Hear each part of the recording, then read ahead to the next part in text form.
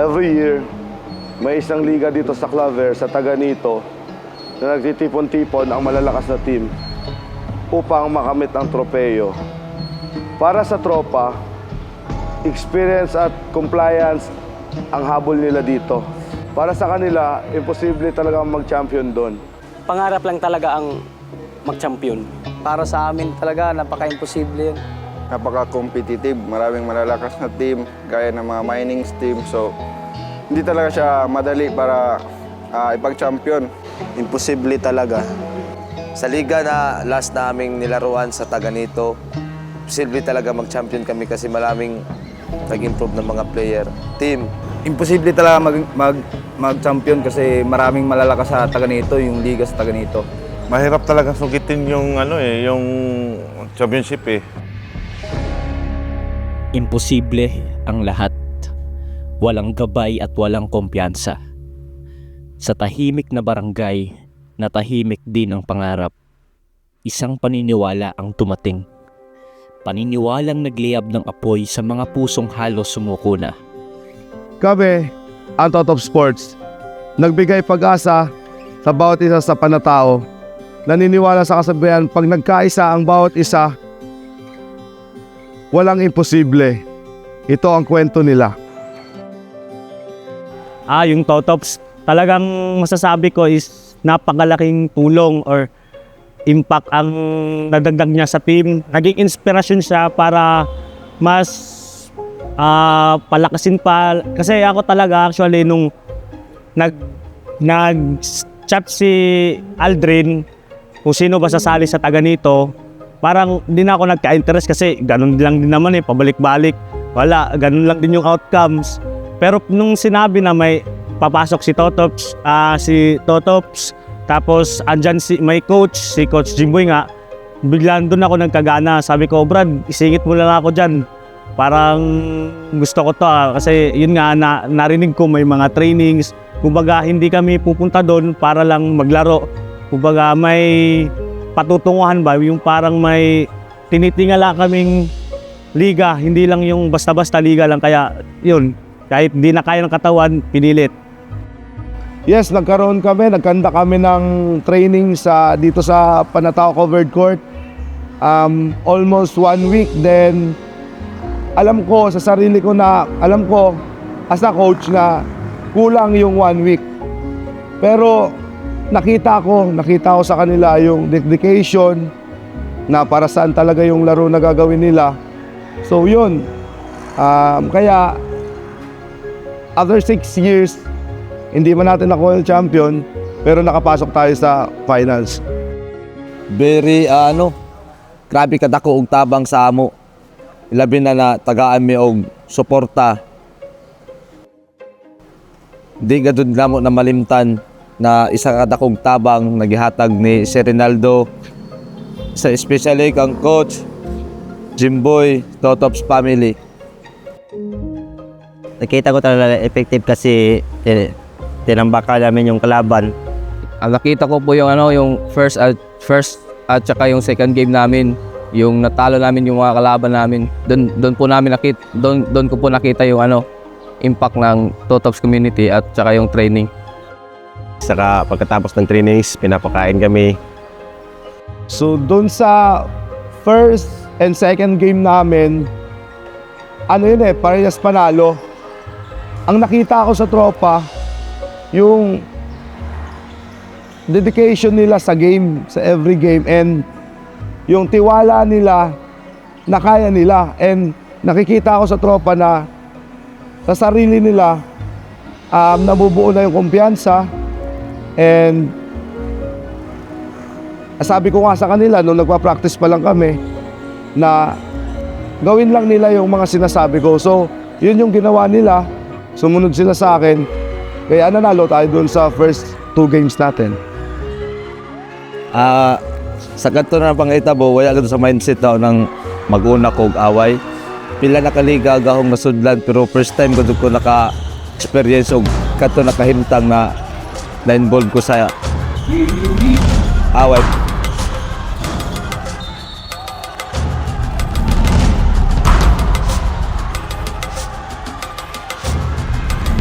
pero partira magapon na sa duwa.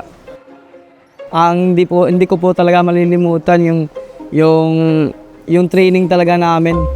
Kasi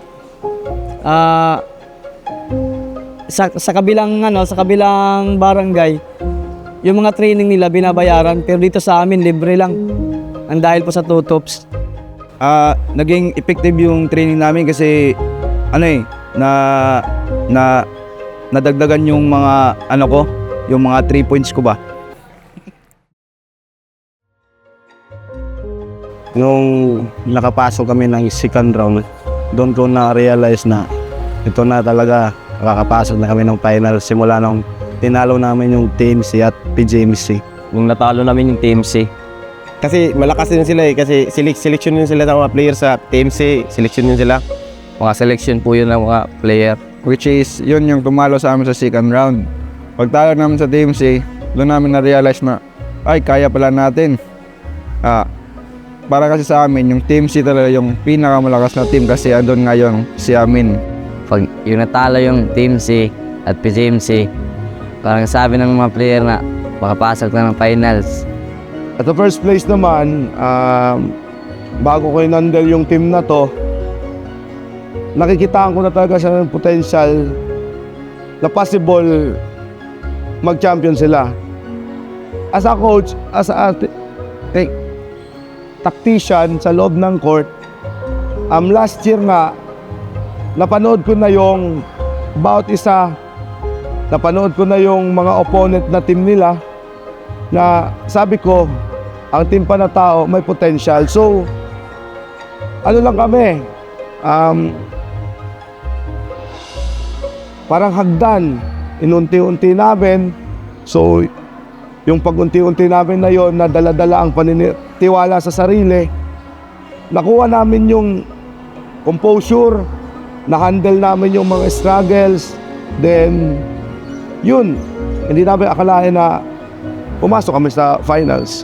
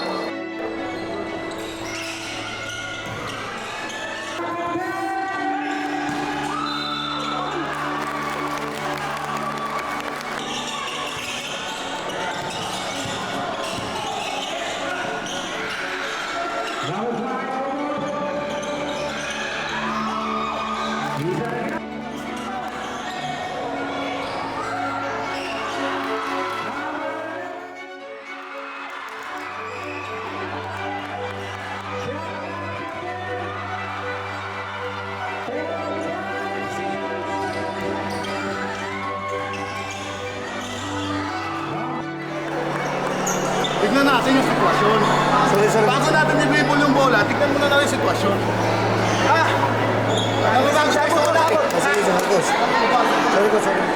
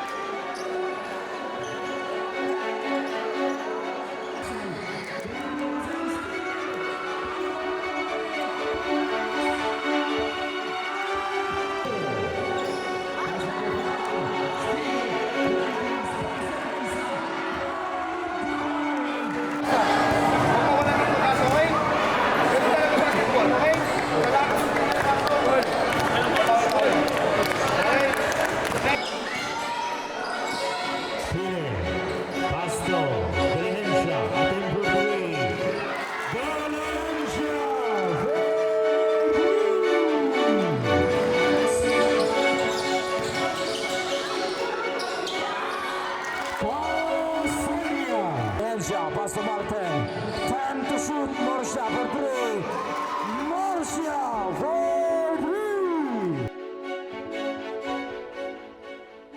And to shoot. Clear. 3 points.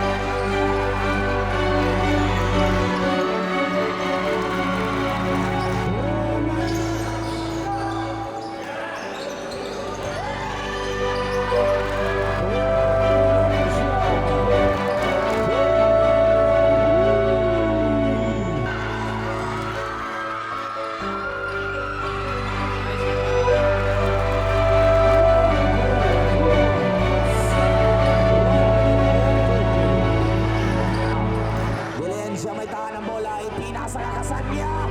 Kasanya Kasanyal. What a play, what a combination. Unselfish pass. Shoot 20 seconds.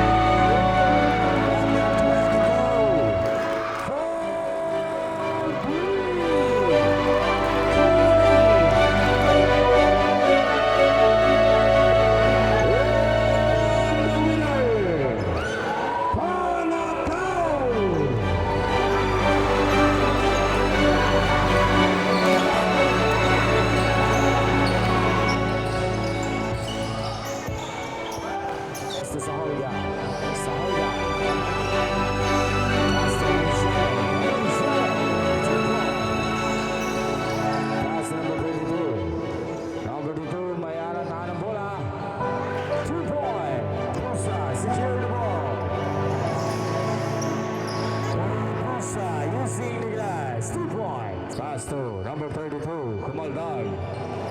Pass to Luciano, 2 points.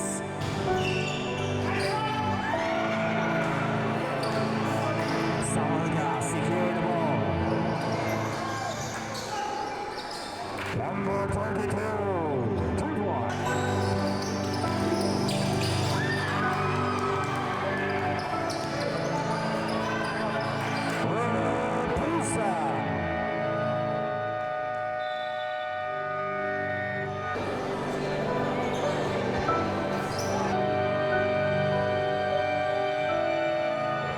And back to the ball game. 5 to shoot. Here, 2 points.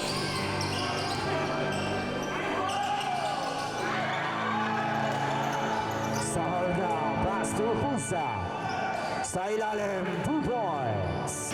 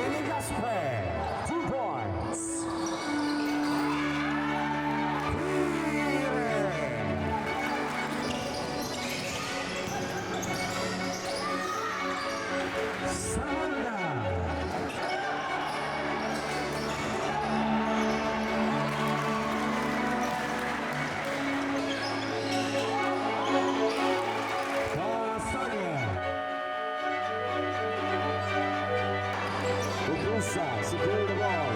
Attempt to lead.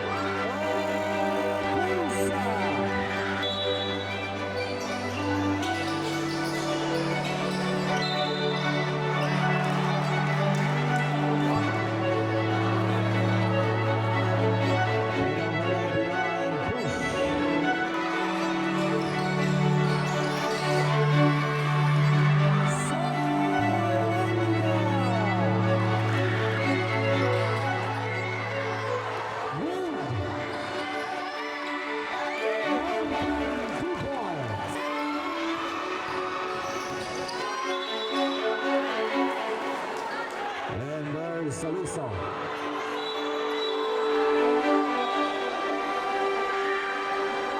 Okay, relax, relax.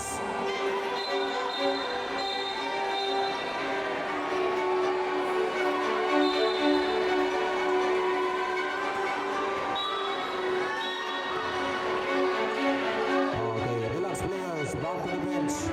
Players, back to the bench.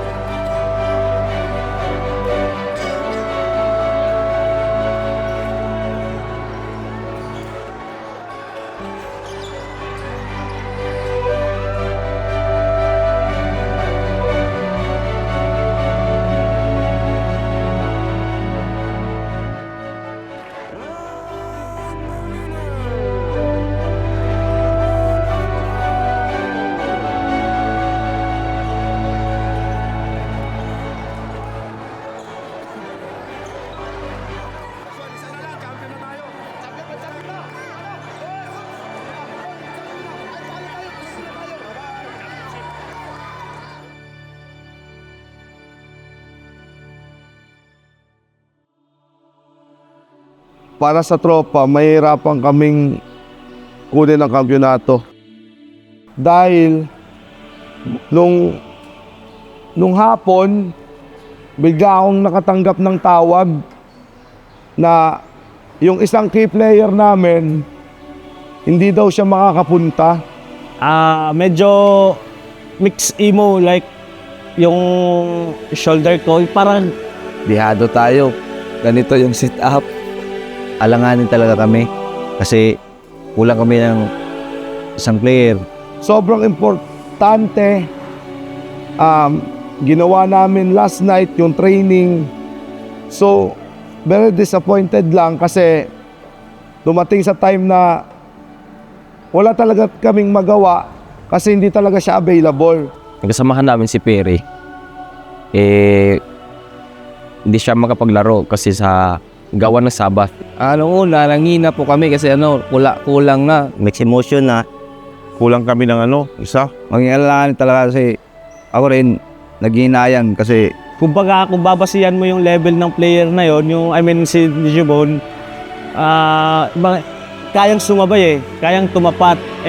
Siyempre, parang naging core na siya, yung parang naging pundasyon na siya sa team na, first 5, yung teamwork, chemistry, para isa siya sa naging susi nun para makarating kami ng finals.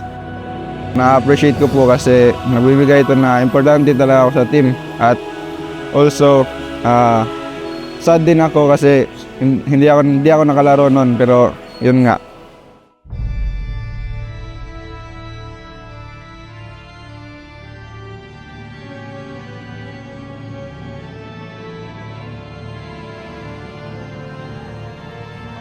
Yung pagpasok ko ng gym sa Taganito, grabe yung crowd nila. Talagang una sa lahat yung papasok mapipil mo yung kaba. Kaba, sarap. Ito na yun. Nandito na tayo. Parang nalalamig. Ako, apelyido ko mainit pero lalamig para pagpasok ng crowd, ang daming tao talaga. Like, yung may mga bata, may dalang mga pamukpok, galon. Tapos, talaga, occupied lahat ng space. Kumbaga, di mahulugang karayom sa dami ng tao.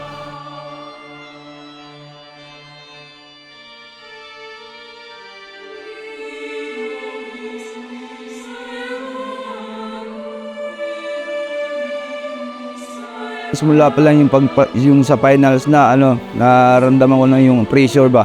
Saka first quarter pa lang na may plano na sila na trap ganyan. Kasi nakikita nila yung kahinaan namin . Yung ng bola, yung parang na-trap, parang tinatrap kami tapos hindi makaano sa court namin, sa kuha namin.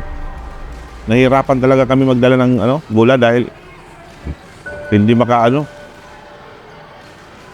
Nahihirapan kaming magbaba sa bola dahil yun nga, nakulangan kami ng isa na point guard.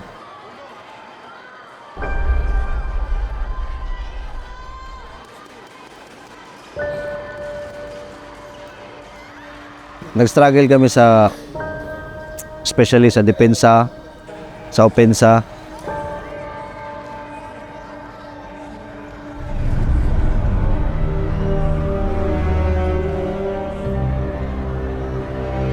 Oo, nilak na. Mahirapan na makabawi.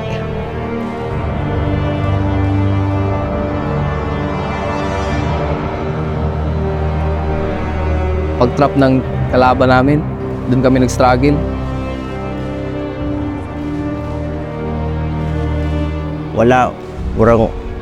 Parang ang lungkot ng team dahil nakapasok kami sa finals tapos kulang pa ng isa. Hindi buo yung team. Parang nawala ako sa ego ko na parang napapagalitan ko na sila. Medyo hindi na tama yung nasa isip ko na pino-point out ko na sila isa-isa. Pinapamukha ko sa kanila na parang mali ang ginagawa mo. Wala kang nagagawang tama sa loob. So, yun yung isang pinakamahirap and struggle na nangyari sa amin na bandang dulo ko lang siya na-realize na what if kung hindi ko nagawa yun, hindi ko masyado sila pinoint out, hindi ko sila binungangaan, naging positibo lang sana ako sa loob, possible siguro na mag-iba pa yung takbo.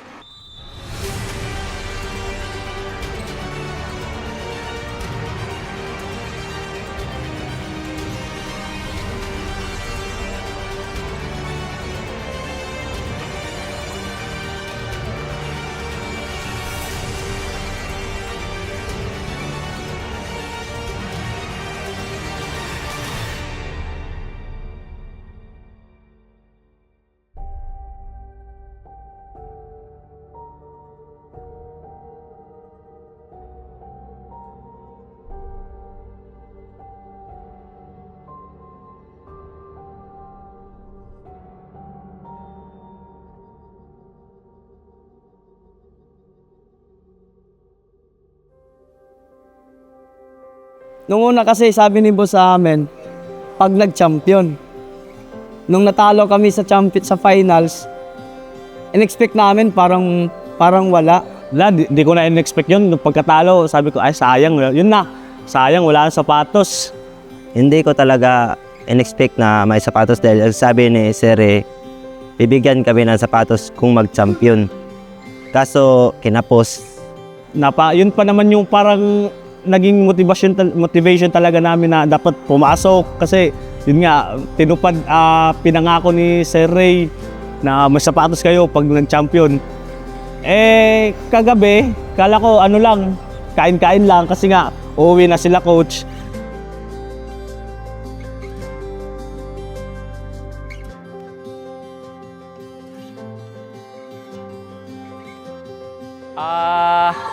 Nandito ako una para batiin kayo ng congratulations dun sa liga natin sa Taganito. And hindi ko na pahabain kasi may mga gagawin pa tayong interview bukas. Gusto ko lang tanungin kayo kung natandaan nyo yung promise ni Bossing pag nag-champion. Pag nag-champion, tandaan nyo? Pero since dahil medyo nabitin tayo konti, may gustong sabihin si Bossing sa inyo. Panoorin nyo, wala kasi yung laptop na iwanan ko sa kotse. Kaya ito na lang. Naka-speaker naman. Pag kailangan uulitin natin. Okay? Panoorin nyo po ng maigi. Pero sino nakakatanda ng promise ni Bossing? Anong promise, Kuya Morsha? Yung pagdating ng final, makaano kami ng sapatos. Sapatos. Okay, sige. Tingnan natin kung mangyayari. Congratulations sa lahat. Dahil mabuti kayo mga bata, inutupad ko lang aking para sa inyo. Congratulations ulit!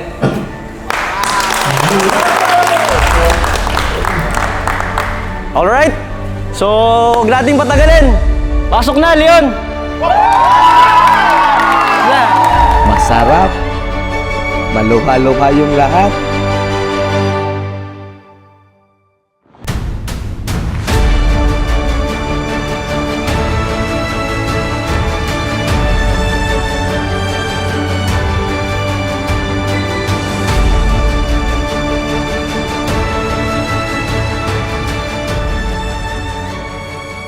Ang sarap sa pakiramdam, yung saya ko abot hanggang langit. Thank you, sir.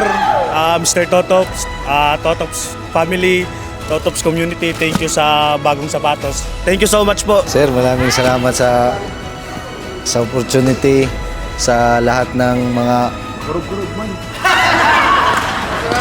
binigay niyo sa amin na kuan. Salamat Coach Auser, Sir Ray at Coach. Sa lahat ng mga lalo na sa bagong sapatos. Magandang gabi, boss. Maraming salamat, boss, sa sapatos, boss. Shoutout din pala sa Totops community, Totops Sports, Mr. Totops. Thank you, boss. Una sa lahat, salamat sa Lord. Tsaka kang Boss Ray. Especially kang Coach. Yun, no? Salamat sa lahat. Naiyak ako ba? Yo, magandang gabi sa lahat. Thank you po pala sa Totops Sports and Totops Community. At lalo na po kay Kuya Ray, kay Boss sa pagbigay sa amin ng bagong sapatos. Thank you po sa opportunity. Yun lang, God bless. Magandang gabi po, Sir Totops. Nagpapasalamat po kami sa Totops community, Sir Totops, Sir Ray. Maraming salamat. Kung hindi dahil sa iyo, hindi kami magkakasabrina to. Thank you sa lahat, especially tayo Sir Ray and Coach. Thank you so much po sa bagong sapatos.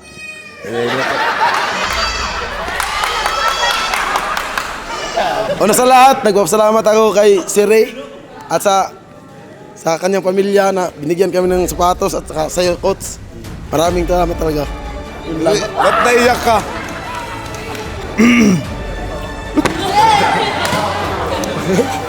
Una-una po, nagpapasalamat po ako sa Panginoon, tsaka pasalamat din ako kay Coach, tsaka kay Sir Ray. Salamat po sa mga tulong nyo po, mga gastos nyo. At pasensya na po, pasaway konti. Salamat. Unang-una, papasalamat ako kang Boss Ray at sa Totops at sa lahat ng sumusuporta sa amin. Maraming salamat po sa inyo. Coach, salamat sa sapatos. Kay Boss Ray, Thank you po, Boss Ray, Coach Martin, at sa Totops family. Grateful po kaming lahat sa binigay nyo. Thank you po. Unang-una sa lahat, salamat ako sa ating Panginoon na palaging gumagabay sa atin at sa Totop Sports, Totops Community. Thank you, Boss Ray. Thank you sa bagong sapatos. Yun lang. Sabi ni Coach Jimboy na, Dre, sa next season ka na lang bigyan ng sapatos ng ako. Okay lang, Coach. Okay lang sa akin. Oo. Ano lang. May papanood si Boss Ray na video. Okay. Pakinggan nyo to. Video. Pakinggan nyo to, pakinggan nyo. May isa pa, Anthony Edwards ata eh. Meron natin. Pakinggan niyo po ito ah. Nga pala, mayroon akong special na pagbibigyan kasi nakita ko na kahit isang player ay sumasama sa sumasama sa bawat laban ng team, sumusuporta, minsan nag-video at sana makatulong ito para ma-motivate ka na magpatuloy sa practice at mas gumaling ka sa basketball para one day makasama ka na rin ng Totops na maglalaro. So ito, para sa'yo, thank you.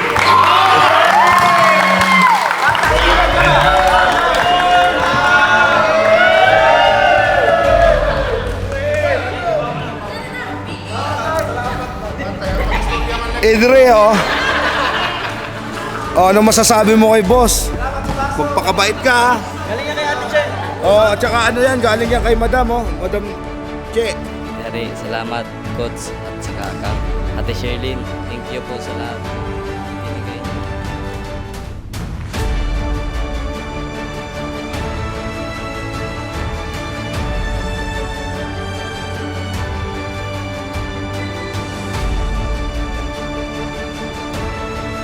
Salamat. Salamat, sir, sa sapatos. Taga-Nito, see you next year. Kukunin na namin yung champion. So sa mga supporters namin, sa team, sa Taga-Nito, masasabi ko lang na be ready sa pagbalik namin next year dyan sa Liga ng Taga-Nito. Masasabi ko din na sa lahat ng teams, be ready. Babalik kaming malakas. Good luck, taga dito. Team Totops, Panatag. Mag-antay kayo.